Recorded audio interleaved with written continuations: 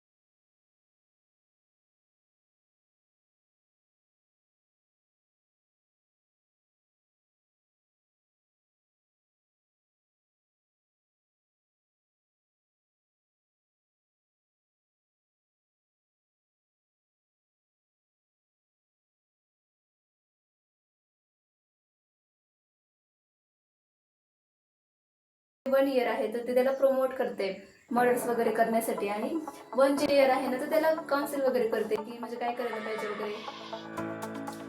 त्यानंतर आहे की स्ट्रॉंग टेम्पर, त्यामध्ये आहे की सिरियस ऑन द लाफ, म्हणजे जे लाफेबल मॅटर्स वगैरे आहे त्याच्यावरती तो सिरियस वगैरे होतो. And laughable on the serious matter, म्हणजे ज्या ठिकाणी त्यांनी सिरियस व्हायला पाहिजे त्या ठिकाणी तो हसतो, आणि ज्या ठिकाणी हसायला पाहिजे त्या ठिकाणी तो सिरियस वगैरे होतो. त्यानंतर हा जो पेशंट आहे तो so while walking he feel someone is follow him, तर त्याला काय होतं की डिल्युजन वगैरे होतं, इल्युजन होतं आणि हॉल्युसिनेशन वगैरे जे येतं ते होतं की कोणतरी त्याला फॉलो वगैरे करते. Suspicious, doubt, take a bad side of everything and become a violent. त्यानंतर हा जो काही ॲनाकार्डियमचा पेशंट त्याचं नेचर जे आहे ना ते थोडं सस्पिशियस आहे, डाऊटफुल वगैरे आहे, आणि तो यामध्ये प्रत्येक गोष्टीची बॅड साईड जे येते ते बघतो. त्याच्यानंतर त्याचं नेचर जे ते खूप व्हेरी क्रुएल आहे आणि वीक, म्हणजे दुष्ट नेचर वगैरे आहे. तो स्वतःला पण इंजुरी जे येतं ते करू शकतो, म्हणजे इंजुरी अपॉन हिमसेल्फ. त्यानंतर हा जो पेशंट आहे ना तो अबसेंट माइंडेड वगैरे आहे आणि फॉरगेटफुल आहे. तर फॉरगेटफुल म्हणजे तो त्याचं फॉरगेट हिज ओन नेम, स्वतःचं नाव पण विसरतो, अँड हिज फ्रेंड्स नेम त्यांचं पण विसरतो, आणि प्लेसचं नेम वगैरे विसरतो. त्यानंतर आहे की absent minded, lack of confidence and anxiety, त्याच्यामध्ये कॉन्फिडन्स कमी असतो आणि एन्झायटी वगैरे आहे. एलिमेंट फ्रॉम, म्हणजे ॲनाकार्डियम पेशंटचे जे सिम्पटम वगैरे आहेत ते कोणत्या गोष्टीपासून ओरिजिनेट वगैरे होतात, तर excessive utilization of the brain, खूप जास्त त्याने विचार वगैरे केला तर, आणि पर्पजलेस थॉट्स वगैरे जर असतील तर, किंवा मेंटल एक्साइटमेंटने पण होतात, किंवा एखाद्या फ्राईटने, आणि सिलेंडरी हॅबिट. नंतर आहे त्याचे पर्टिक्युलर्स, तर पर्टिक्युलर्समध्ये आहे की हेडेक. तर आता हेडेकचं जे कॉजेशन वगैरे आहे तर ते आहे की म्हणजे कोणत्या गोष्टीने हेडेक वगैरे जे स्टार्ट होतं, तर म्हणजे एक्सेस जे थॉट्स वगैरे आहे, किंवा म्हणजे एन्झायटी, फ्राईट आणि फिअर वगैरे, तर याच्यामुळे त्याचं हेडेक स्टार्ट होतो. त्यानंतर सेन्सेशन, लोकेशन, तर जे फोरहेड आहे आणि ऑसिपिटल रिजन वगैरे आहे त्या ठिकाणी त्याचं हेडेक होतं. त्यानंतर आहे की सेन्सेशन, तर हेडेकमध्ये ना प्लग लाईक सेन्सेशन जे येतं ते असतं, आणि प्रेसिंग टाईपचं जे हेडेक येतं ते होतं. त्यानंतर आहे की ॲग्रवेशन, तर मोशनने त्याला त्रास वगैरे होतो, आणि रेस्टने त्याला बरं वाटतं, म्हणजे ॲम्ब्युरेशन बाय रेस्ट. त्यानंतर आहे स्टमकमध्ये एम्प्टी सेन्सेशन जे येतं ते असतं, आणि त्याला इटिंगने रिलीफ वगैरे भेटतं. त्यानंतर आहे की रेक्टममध्ये विकनेस असते आणि पॅरालिसिस वगैरे असतं. त्यानंतर स्किनमध्ये पण काही कंप्लेंट्स वगैरे आहेत, त्याची इचिंग वगैरे होते आणि इकिझमा असते. त्याचबरोबर व्हेसिकल फॉर्मेशन होते येलो. त्याच्यानंतर जनरल मॉडेलिटीज, तर त्यामध्ये आहे की ॲग्रेवेशन, मग त्याला ॲग्रेवेशन कशाने होतं तर खूप जास्त म्हणजे मोशनने होतं, किंवा एखादं मेंटल वर्क त्याने जर केलं तर, आणि एम्प्टी स्टमकने, आणि ॲम्ब्युरेशन बाय इटिंग, म्हणजे स्लिपिंगने पण त्याला बरं वाटतं, आणि रेस्टने त्याला बरं वाटतं. Thank you for watching this video. Please like, share and subscribe to the channel.